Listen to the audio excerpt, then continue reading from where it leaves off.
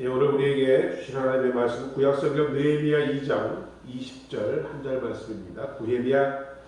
구약성경 느헤미야 2장 20절, 구약성경 729면에 있습니다.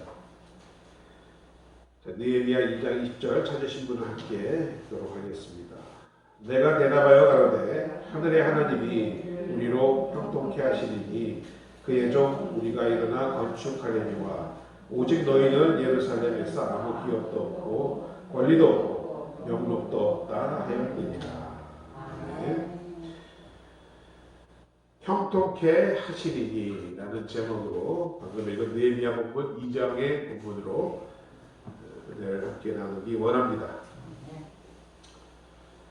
우리가 잘 아는 올림픽 경기, 근대 올림픽 경기의 창시자로 쿠베르탱이라는 남작이 있습니다. 그는 처음에 이 근대 올림픽을 창설할 때에 달리기와 사격, 그리고 펜싱, 수영, 그리고 장애물 이렇게 5가지의 경기를 지정했고 1912년에 이 5종목을 기본 경기로 택한 이유를 밝힌 적이 있습니다. 한 젊은 1차 대전 당시에 한 젊은 프랑스 장교가 전쟁터에서 중요한 소식을 담고 전력으로 이제 전달하기 위하여 말을 타고 달리고 있었다 합니다. 그런데 갑자기 적군이 나타나서 칼을 뽑아서 그들과 싸워야 했습니다. 그리고는 다시 말을 타고 달리는데 이제는 그 말이 적군이 쏜 총에 맞아 쓰러지자 자신도 적군을 향해 총을 쏘아야 했습니다.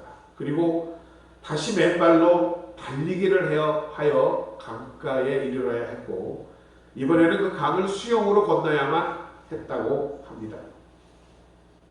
맡겨진 임무를 완수하기 위한 이 5가지의 경주를 치러내야 했던 것입니다.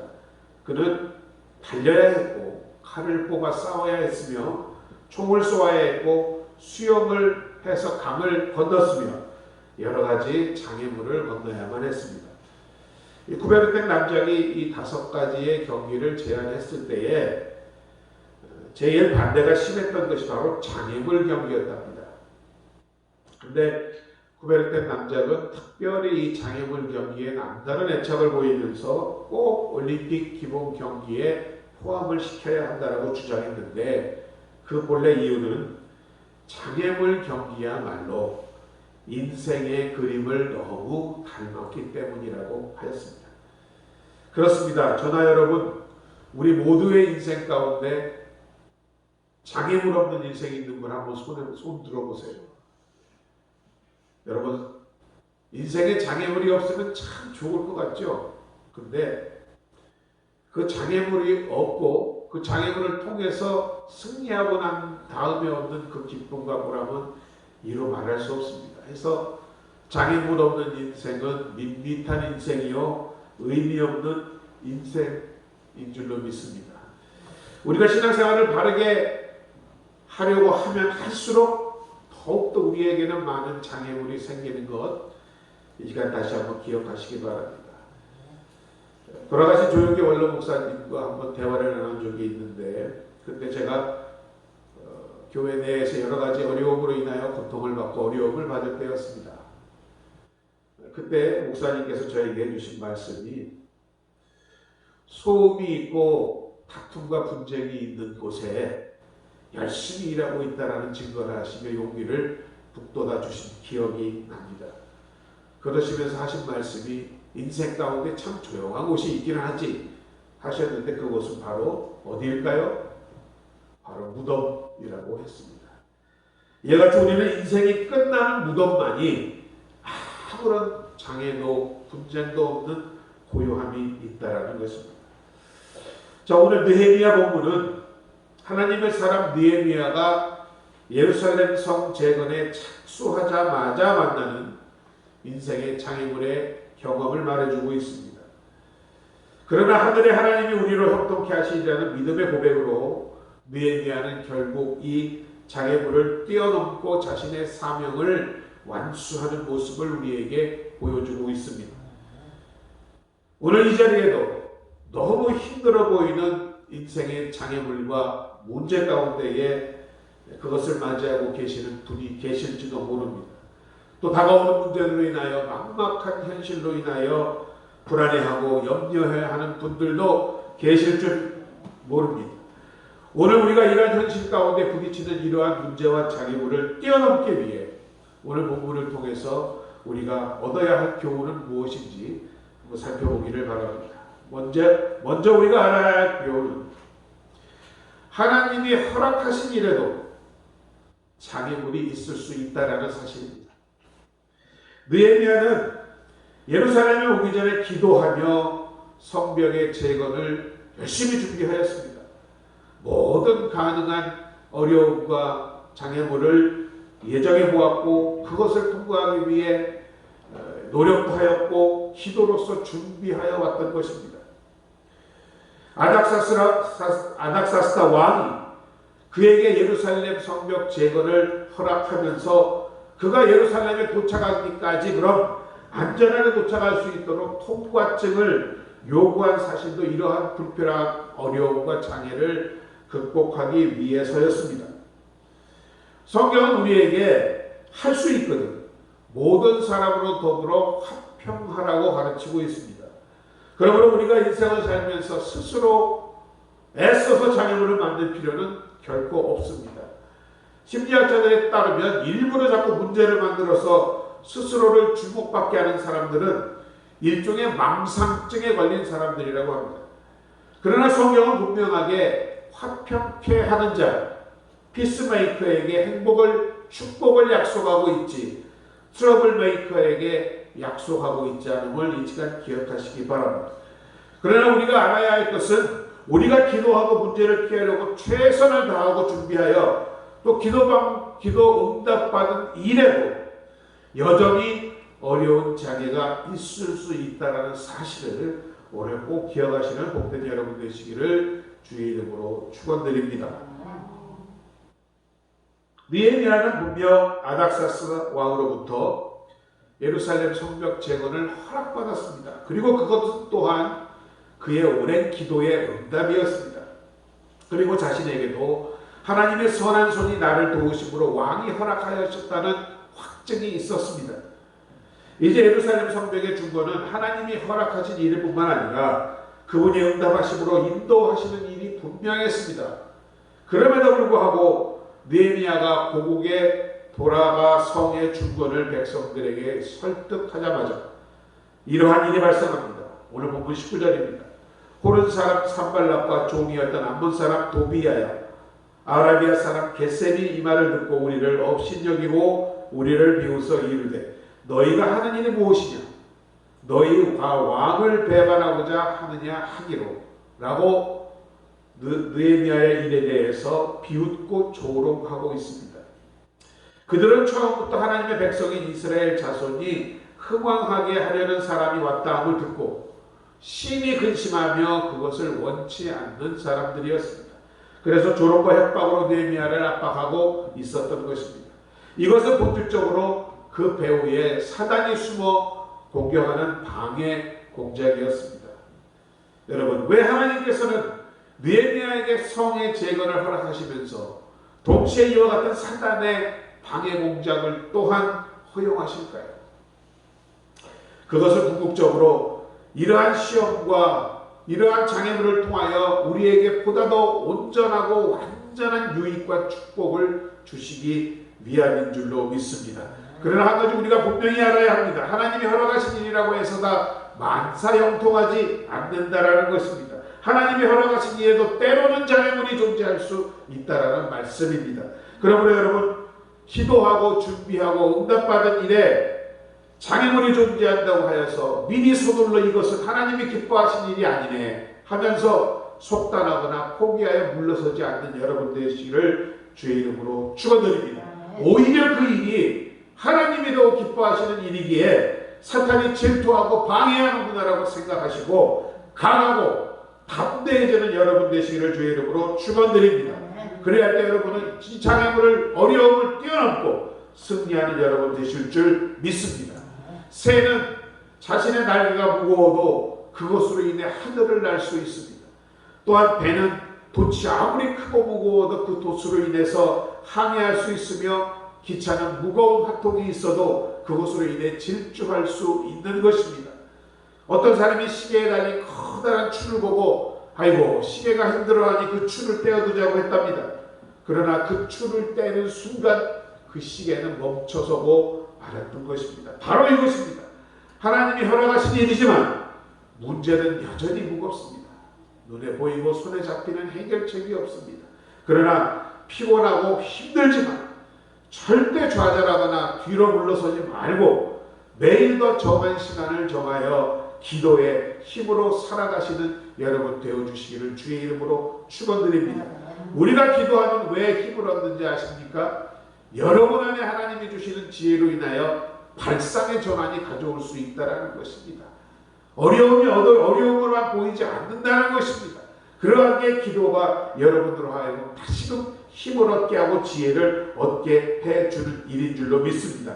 생각의 전환, 현실의 문제가 아닌 장애물이 아닌 우리를 어렵게 하고 방해하려는 것이 아닌 하나님의 도우심을 체험하는 좋은 기회라는 생각의 전환이 바로 우리가 기도할 때에 가능하다라는 것입니다.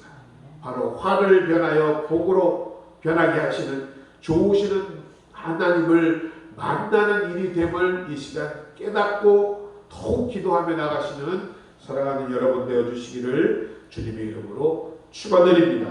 둘째로 오늘 본문을 통하여 우리가 깨닫는 교훈은 바로 이러한 장애물과 어려움을 만났을 때에 우리는 더욱 하나님을 신뢰함으로 그 장애물을 넘어가야 할 줄로 믿습니다. 오늘 본문 20절이었습니다. 내가 그들에게 대답하여 이르되 하늘의 하나님이 우리를 형통하게 하시리니 그들의 종들인 우리가 일어나 건축하겠다라고 느헤미야는 믿음의 고백을 하고 있습니다. 이렇게 확신에 찬 믿음의 고백을 할 수 있었던 이유는 바로 당신의 백성들을 궁극적으로 보호하시고 결국 형통하게 하신다는 믿음과 자신의 기도가 응답되었다는 실제적인 체험을 바탕으로 두고 하고 있습니다. 자, 구체적으로 느헤미야가 무엇을 체험하였고 무엇을 믿었는지를 다시 한번 살펴보겠습니다. 첫 번째, 느헤미야는 이러한 고백을 통하여서 하나님이 그에게 맡기신 사명임을 믿었습니다. 하늘의 하나님이 우리의 형통케 하시니 그의 종들은 우리가 일어나 건축하려니와 우리는 지금 하나님의 종으로 하나님의 일을 하기 위하여 여기 있다라는 고백인 줄로 믿습니다. 느헤미야가 이 성벽 재건에 착수한 것이 바로 하나님의 종으로서 그에게 맡겨진 사명을 맡은 일이라고 스스로 믿고 있기 때문입니다. 그는 성전 건축도 아닌 예루살렘 성벽의 재건을 세속적인 일이 아닌 거룩한 일, 즉 거룩한 사명으로 받아들이고 있다라는 것입니다. 그것이 그로 하여금 어떤 어려움 가운데서도 최선을 다할 수 있게 한 힘이 되었던 것입니다. 여러분들은 어떠하십니까? 여러분들이 처해 있는 상황과 하고 있는 일과 또 여러분들의 자녀들을 바라볼 때에 이러한 사명을 가지고 계시다고 생각하십니까?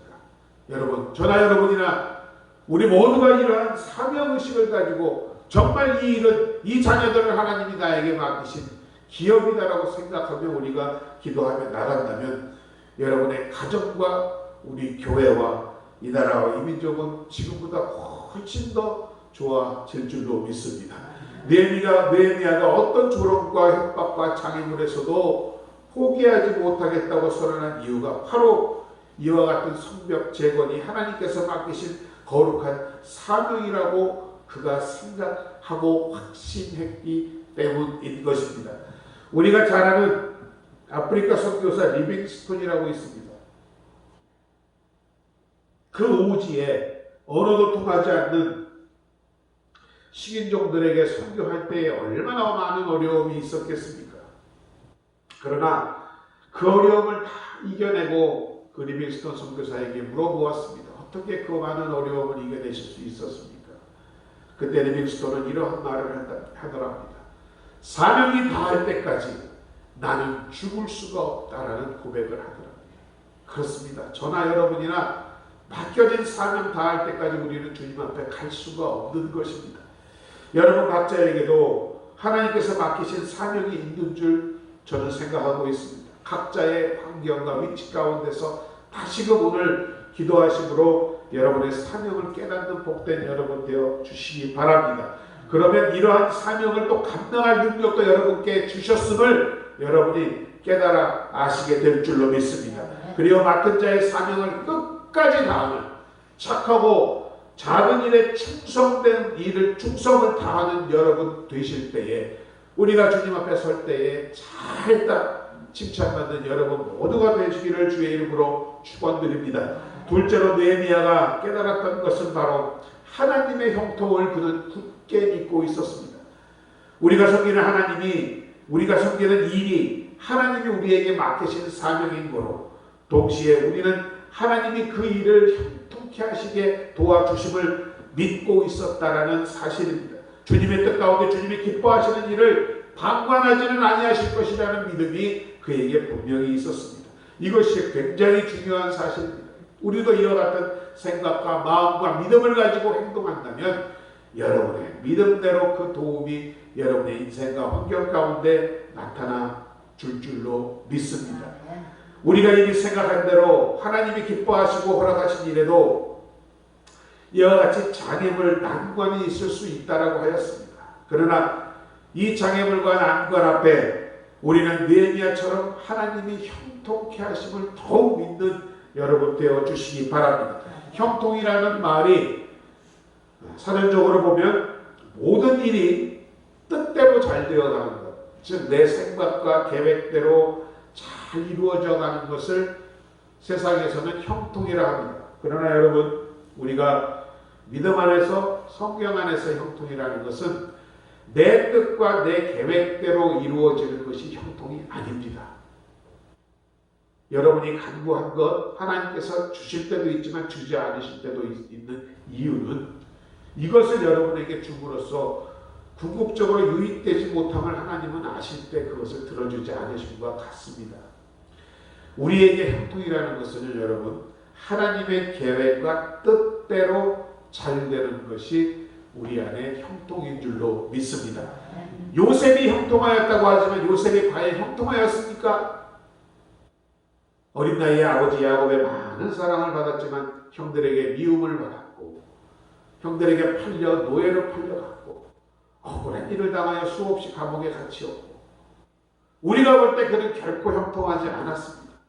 그러나 요셉은 늘 하나님이 함께 하심으로 형통한 자라고 일컬음을 받았습니다. 바로 무엇입니까? 요셉을 통하여서 하나님의 뜻과 계획이 항상 이루어져 갔다라는 사실, 여러분 이것이 진정한 형통인 것을 다시 한번 오늘도 생각하시는 여러분 되어주시기 바랍니다. 이사야서 55장 11절은 말씀합니다. 내 입에서 나가는 말도 이와 같이 헛되이 내게 돌아오지 아니하고 나의 기뻐하는 뜻을 이루며 내가 보낸 일에 형통함이라. 뭐라고요? 주님께서 하신 말씀은 헛되이 돌아오지 아니하고 하나님의 기뻐하신 뜻을 이루기 위하여 하나님이 형통함을 허락하여 주신다라고 말씀하고 있습니다. 비와 눈이 하늘로부터 내려서 이 땅에 스며들 때에 그것이 헛되게 돌아가는 것이 아니라 땅을 적시고 소출을 나게 하며 쌀이 나게 하고 파종하게 하여 그것을 심은 자들에게는 먹는 자에게 열매를 줄 수 있는 양식을 준과 같이 헛되이 돌아오지 아니하고 하나님의 말씀은 분명히 기뻐하는 뜻을 이루어 간다라는 말씀인 줄로 믿습니다. 산발락과 도비아와 겟셈 같은 사람들이 어떤 조롱과 협박을 할지라도 느헤미야는 고백을 합니다. 하늘의 하나님이 우리를 형통케 하시리니 일을 시작하신 이가 또한 그 일을 마치게 하실 것이라고 선포하고 있는 것입니다. 빌립보서 1장 6절도 말씀합니다. 너희 안에서 착한 일을 시작하신 이가 그리스도 예수의 날까지 이루실 줄을 우리가 확신하노라. 끝까지 형통케 하시는 선하신 하나님을 믿고 인내하시는 여러분 되어주시기 바랍니다. 이런 믿음과 고백이 여러분이 것이 될 때에 주님이 예비하신 많은 은혜와 축복이 여러분에게 임하여 줄 줄로 믿습니다. 중국 선교를 하며 때로는 설명하기 어려운 난관에 부딪혔던 허드슨 테일러라는 선교사가 있습니다. 그의 동역자들이 사람들의 도움을 호소하면서 손을 벌리지 않기로 결심한 경우가 있었습니다. 허드슨 테일러는 자주 이렇게 말을 했다라고 합니다. 하나님의 뜻에 맞는 하나님의 일을 함에 있어서는 하나님의 도우심이 부족하지 않다라고 그는 믿음의 고백을 하였다고 합니다. 자, 그렇다면 우리에게도 오늘 정말 중요한 것은 지금 여러분이 가진 것이 얼마가 있느냐, 상황과 형편이 얼마나 여유로우냐, 환경이 어떠하냐는 것이 아니라는 말씀입니다. 여러분이 하나님의 뜻 가운데 서 계실 때에 모든 장애물을 넘어설 수 있다는 사실, 우리에게 주어진 장애물은 그래서 우리로 하여금 하나님을 더 의지하게 하고 더욱 기도하게 함으로 하나님 앞에 나가게 하는 하나님의 특별한 섭리인 줄로 믿습니다. 그러므로 어떤 장애물과 어려움 가운데서도 두려워하거나 비관하거나 좌절하거나 슬퍼하지 마시고 오히려 더 감사하며 기도하며 나아가시는 복된 여러분 되어주시기를 주의 이름으로 축원드립니다. 앞서 말씀드린 것 같이 인생은 마라톤 경기라 합니다. 특히 마라톤 경기 중에도 장애물 마라톤 경기라고 합니다. 하나의 장애물을 넘어서면 다른 더 큰 장애물이 우리를 막고 서 기다리고 있습니다. 또 하나하나의 장애물을 지나갈 때마다 우리에게 희망과 슬픔, 기쁨과 수치, 자존감 등 많은 것을 우리에게 안겨주고는 합니다. 여기서 중요한 것은 우리는 장애물로 인하여 넘어질 수 있습니다. 그러나 넘어질 때마다 다시 일어나서 계속 달려가야 한다는 사실인 줄로 믿습니다. 우리 인생의 마지막 종이 칠 때까지 믿음으로 일관성 있게 달려나가시는 복된 여러분 되시기를 주의 이름으로 축원드립니다. 예수님도 그렇게 사셨습니다. 짧지 않은 인생이었지만 그분의 인생은 고난의 시작으로부터 시작해서 고난으로 마치셨던 것입니다. 예수님의 인생의 가장 강력한 장애물, 그것이 무엇이었습니까? 바로 십자가를 지시는 일 아니었습니까? 이때 예수님은 그 십자가를 단순한 고난과 고통이 아닌 하나님의 뜻인 사명으로 받으셨으며 하나님께서 또한 형통케 하심을 믿고 기도하며 나갔던 것입니다. 하나님의 뜻이라면 십자가를 질 수 있는 힘을 달라고 주님은 기도하셨던 것입니다. 아버지가 할 수 있거든 이 잔을 내게서 지나가게 하옵소서. 그러나 내 뜻대로 마옵시고 아버지의 뜻대로 하옵소서 기도하신 주님을 기억하시기 바랍니다. 얼굴에 땀방울이 변하여 피가 흘렀습니다.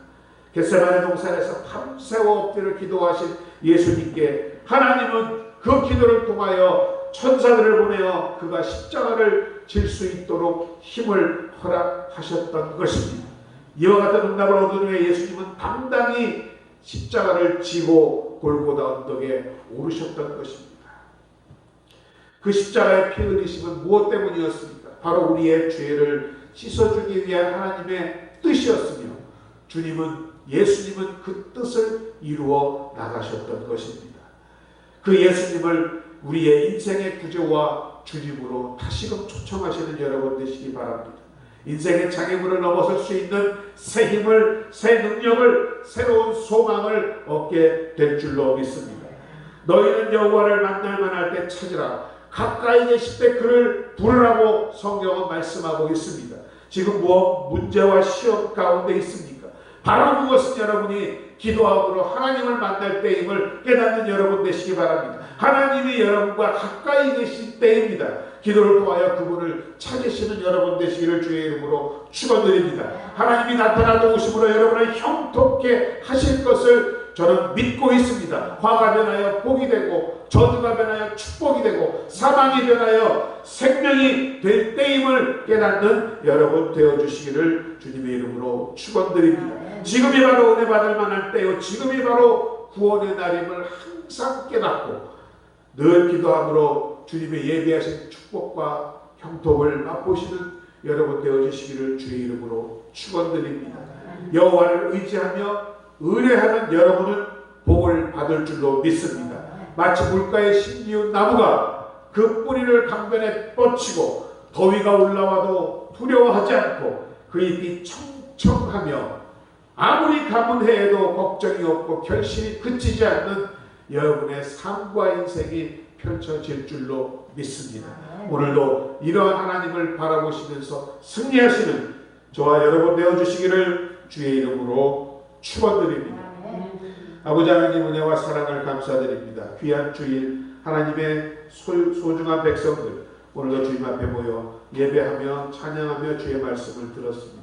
오늘 주신 말씀과 같이 어떤 장애물 가운데서도 형통케 하시는 하나님을 바라보는 믿음의 사람들 되게 하여 주옵소서. 하나님을 의지하며 의뢰하는 사람들에게 복을 주심하고 허락하신 주님, 이 시간도 아버지 하나님 믿음으로 나가는 당신의 백성들 그 믿음 가운데서 하나님의 언약한 말씀들이 이루어지는 귀한 삶이 될 수 있도록 축복하여 주옵소서. 예수님의 이름으로 감사드리고 기도드립니다. 아멘. 이 시간 우리 말씀 생각하면서 잠시 기도하시고 헌금하도록 하겠습니다. 주여 한번 부르시고 함께 기도합니다. 주여, 살아계신 아버지 하나님 은혜와 사랑을 감사드립니다.